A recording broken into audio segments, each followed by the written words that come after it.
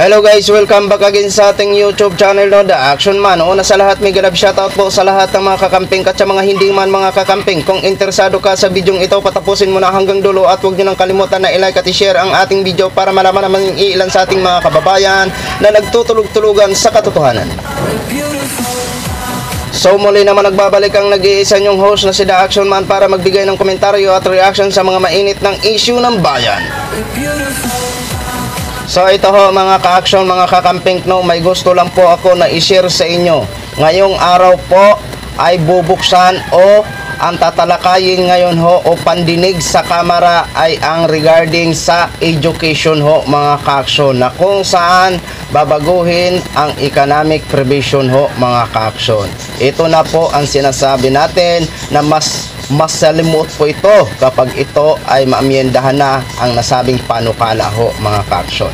So, may 4 na senador ho na maninindigan na no chacha ho mga ka-action at pinangungunahan ni Senadora Risa Hontiveros, sinundan ni Pimentel ho mga ka-action at ni Cynthia Villar, Mark Villar ho mga ka-action. At kailangan ng 7 no votes para hindi ito maipasa ang nasabing panukala sa Kamara ho mga ka-action. So kailangan pa ang 3 boto, kaya kasi may 4 na no vote po mga ka-action. Kaya sino nga kaya ang 3 magboboto para hindi maipasa ito sa Kamara mga ka-action? So ito po, pakinggan ho muna natin to bago po tayo magtuloy-tuloy. Sektor ng edukasyon ang tatalakay ngayon sa pagdinig ng Kamara at Senado sa pagbabago sa economic provisions ng saligang batas. Tingin naman ng isang senador, 4 silang boboto ng no sa chacha. Nakatutok si Mav Gonzalez. Itutuloy bukas ang pagdinig ng Kamara sa panukalang amyendahan ng economic provisions ng konstitusyon na may kinalaman sa edukasyon. Hindi gaya sa Senado na tertiary education lang ang posibleng buksan sa foreign ownership, pinag-aaralan naman sa Kamara na buksan sa mga dayuhan pati ang basic education gaya ng elementary at high school. Ayon kay House Deputy Majority Leader Representative Janet Garin, maraming dadalo sa pagdinig bukas galing sa sektor ng edukasyon. This is investing here pero yung curriculum is still handled by the Department of Education. So, hindi pwedeng mabago ang curriculum. So, yun na yung mga bagay na magandang pakinggan natin. Tingin ni Garin, matatapos ang deliberasyon ng Kamara sa charter change bago ang Holy Week break ng Kongreso.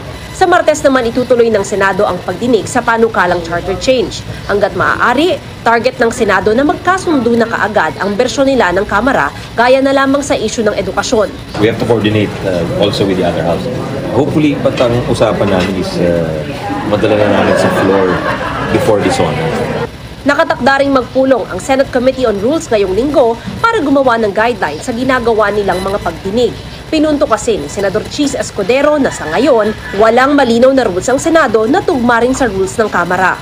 That is the reason, Mr. President, why I urge caution and prudence over a hasty action on this matter. Hindi yung magkaiba tayo ng rules na sinusundan, tapos pagdating sa dulo, doon palang magtatalo, magdedebate at mag-aaway-away. Sabi naman ni Senate Minority Leader Coco Pimentel sa isang panayam sa radyo, sa ngayon, 4 na senador ang tingin niyang boboto kontra sa chacha. Siya at sina Risa Hontiveros, Cynthia Villar at Mark Villar. Kinumpirma naman ito ni na Senator Hontiveros at Cynthia Villar at sinusubukan ng GMA Integrated News na kunin ang pahayag ni Senator Mark. Kailangan ng 7 no vote para hindi lumusot ang charter change sa Kongreso. So yun na ho mga ka-action, mga kakamping no, napakinggan na po natin at napanood na po natin. O ano po ang masasabi nyo dito? Kayo po ba ay buboto din na chacha o no chacha ho mga ka-action? Diba? Alam ho natin na gusto ni Mr. President Bongbong Marcos na isabay po ito sa midterm election ho mga ka-action. Ito yung sinasabi natin na puwersahan initiative. Diba? At sino ang mapaniwala nila na economic provision lang ang hangarin nito para sa ikauunlad daw ng bansang Pilipinas? Paano masabi at hindi tayo magduda na kung ang sinasabing people initiative ay dinaan sa puwersahan? Bakit ko ba nasabi na puwersahan? Kasi alam naman ho natin na nagkaroon po ito ng bayaran at ginamit ang salitang ayuda. para malinlang ang iilan sa ating mga kababayan na pumirma sa nasabing initiative ho, mga ka-aksyon. Sa tingin nyo ba maniniwala pa tayo na economic provision lang ang hangad nila para sa ikauunlad ng bansa natin? Kung may pera na na-involve, mga ka-aksyon, take note ha, isipin na lang nating mabuti. Bakit magbabayad ho sila? Bakit dinaan nila sa bayaran kung economic provision lamang? Di ba? Kayo na po ang mag-isip. Dahil dinaan nila sa bayaran ang nasabing pagpapirma ng People Initiative, mga ka-aksyon. Yan, mag-isip-isip na ho tayo. Kasi kung economic provision lang, dapat kunin ang panig ng ating mga kababayan at voluntary sila na pumirma, ayon na rin sa sang-ayon sila na amyendahan ang nasabing panukala, mga ka-aksyon. Pero sa ganitong sitwasyon na may money involved at ang masakla pa, ang ibinayad pa na tag 100 pesos is baka galing pa sa kaban ng bayan. 'Di ba, mga ka-aksyon? Yan lang ang isipin nating mabuti. Kung economic provision lamang ang kailangan nila, bakit kailangan pa puwersahin ang mga tao? Bakit kailangan pang bayaran ang mga tao para pumirma sa nasabing puwersahan initiative? 'Di ba? Baka maya mga ka-aksyon, magugulat na lang ho tayo. 'Di ba? Na may gusto lang manatili ng mga iilan sa atin ng mga opisyal sa kanilang pwesto at may gustong mag-ambisyon na maging prime minister.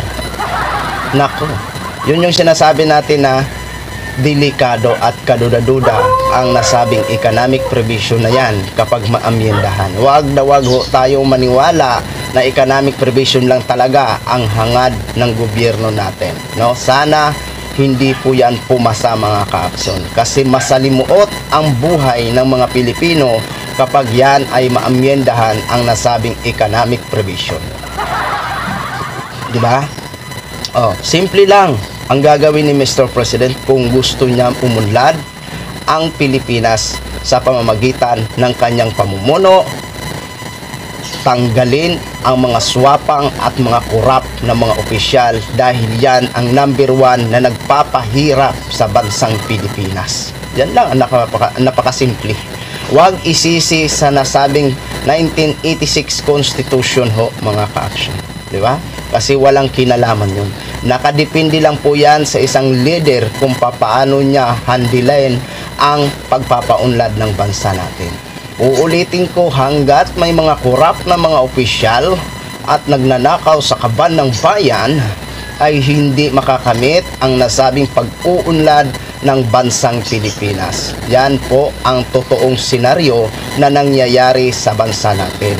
Kaya para sa akin, no tsahtsaho talaga ako, mga ka-aksyon. Hindi po ako maniniwala na economic provision lang ang hangad niya. Lalong-lalo may money involved sa nasabing People Initiative. So yun lang ho, mga ka-aksyon, mga kakamping no, gin-share ko lang ho sa inyo. Maraming salamat po sa ating mga viewers Luzon, Visayas at Mindanao all over the world. Ako po ang inyong lingkod, si The Action Man. Have a good day, everyone.